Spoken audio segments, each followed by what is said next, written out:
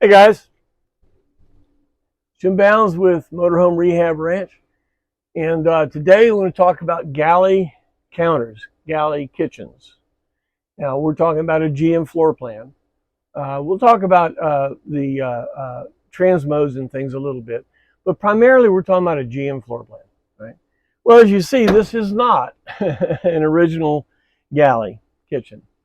JG, my coach, is a 73 first year. And one day, Janie came out to open a drawer and it wouldn't open. So I went and looked at it, and all the glue let go. The entire cabinet just literally fell apart. The 73s and 74s were built off campus, not by General Motors, but by Gemini.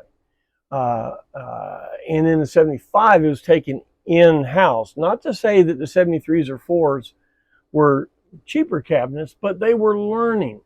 They started using the new space age material in 75. You might know of it as particle board. Well, it had some good things. The finish that they could get with particle board as opposed to plywood and trim and stuff was a little cleaner, a little smoother. But as all we know, at the end, particle board does what it's going to do. All right. So these coaches are getting to the age that what's the half-life of particle board? What's the half-life of the glue that Jim and I used to glue together our counter, our cabinet? Okay, it fell apart. So what are you going to do? Number one, you can use what's there as a pattern, take it apart, take all the pieces, copy it, pattern it, make it some new materials, and put it right back in the spot. You can do that. All right. The spot though is a standard 5 foot wide. Okay, 5 foot wide, and you see the depth is a standard depth of the kitchen. All right. Now this is an IKEA mini kitchen. Yeah. It's stainless steel top, kind of looks like a restaurant. Stainless steel top, 5 feet wide. Okay. Not to say this is what you want to do, but I'm going to show you. It has double slides. I can put stuff in there, in here. Stainless steel top. This works out in our application. It works out, pretty well. I could build other cabinets. You can do all kinds of things. You set free. You have a 5 foot wide space to work with. Right now, the labor intensive part of this thing was building a platform, because I've got the furnace down here and then I've got the wheel well over here. So I had to do something with that, and then it had to be covered or coated with some kind of a waterproof material, because this is a kitchen, right? So this is bed liner, like in a truck. This is bed liner, pigmented white. So that was a good 20 hours to design and build that. And then this had to be modified to sit on that platform, because it wasn't it was square but not flat. So doing this, you say, oh, well, you just buy it and throw it in. No, you can't throw it in. You have to modify it to fit. So how much time is it going to take to pattern the new kitchen and put it in, as opposed to buying this, patterning that, and putting this in? This probably took a little less time, because the finish work, I didn't have to do a countertop. I didn't have to do anything. There is no finish work. There was this piece here that I added that comes up and makes a extra work surface. So I built that. But this probably took a little less time, and the look of it is very utilitarian. Okay, I'm not telling you to do this, but I am telling you that the half-life of the material that your cabinets were made of has been reached. The half-life of the glue is 78s. The particle board is falling apart. We're going to talk about refrigerator cabinets next, but my refrigerator cabinet did the same thing. Completely just fell apart. Just was no good. All right. So far, this cabinet is hanging in there, although it's getting a little bit warped too. I screwed this to that so they can both hold hands and hold each other together. So your Galley Some coaches, we took the galley out or made it half the size. Did one that did a complete 24-inch wide floor to ceiling stainless steel cabinet that had all the kitchen in it. You might want to do that. I think that was a little extreme, and it was very small. This kind of gives you a feel of a nice open, big work surface to work on, and it's what people are used to seeing, you know.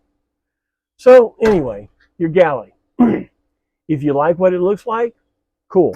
You can redo it. You can do all kinds of countertops. You can take the old countertop off. By the way, the little indent that goes down, it's for the window. This is a little smaller, so it's under the window. But the countertop comes like this, and it's got the cut in the back and goes like that. So the window treatment can be put on. If you're using blinds that are hung from the ceiling or something, you can go straight to the back if you want to make a new countertop, no problem. But remember, if you're going to put a countertop on it, make dadgum sure that the bottom of it is in good enough shape to build onto, okay? Up until about 5-6 years ago, we could wrap something. In other words, we could go into this cabinet and scuff it up a little bit, pull the counter off, re-laminate all the sides, put new door and drawer fronts on it, put a new countertop, and boom, you're done. The cabinets are falling apart. You got to look at that now, all right? All right, there's going to be several other videos having to do with interior modifications and things. I've had so many questions about this. So as we start building the database, we'll have more and more information about counters and kitchens and doing things. So this is the basic one, the first one, if you want to call it, to explain that really in a GMC, you're really set free, okay? Now, on Transmodes, a Transmode as opposed to a GM floor plan, this had a 5-foot wide kitchen. It was a module. They walked in the back with it, set it down, screwed it in, and it's done, all right? Transmodes were stick frame. In other words, they came in with pieces and things and built the things in place. If you have a forward kitchen where your galley is behind the seat, that's a bigger kitchen. It's got a microwave and an oven and stove, but it's a bigger kitchen, okay? It has no living area. You're sitting in the kitchen, in other words. So you got to look at your cabinets. If you do have a Transmode and you've got damage, structural damage, then you may want to think about trying to adapt something like this or to try to build what you've got there or something ever. You don't have to stay with everything that's there, okay? You don't have to. Okay? Well, look, I hope this has helped a little bit. Several people have called talking about they're going to their interiors, and that's great. Look at your interior structure, because at 50 years now, or 44 to 50, the half-life of the materials are being reached. The materials just plain can't be refinished. Okay? And if you have that sticky feel on the vinyl, on the laminated cabinets, that's the glue that has leached through, and you're done. There's nothing you can do. You can clean it and it'll come back. And it's even hard to clean, okay? So there are some indicators to tell you that it's time to do something else. And that's one of them. Another one is the cabinet's falling apart, sawdust everywhere, things don't close like they used to, things like that. Right? Well, look, I hope this has been helpful. If you're going to go into this, give me a call. Let's talk about things. You eyeball what you got going, take a couple of pictures, send them to me, and let's talk. All right? If this has been helpful, please hit like and share and subscribe and all that stuff on YouTube. Very, very important. That helps us pay for all this stuff. And if you feel that this is valuable and you'd like to hear some more stuff, become a ranch hand. This came from a ranch hand that's working on his coach, and he asked me to talk about kitchens. So here you go, brother. Here's your kitchen, and we'll talk about more. And thanks for your support, and we'll talk to you next time.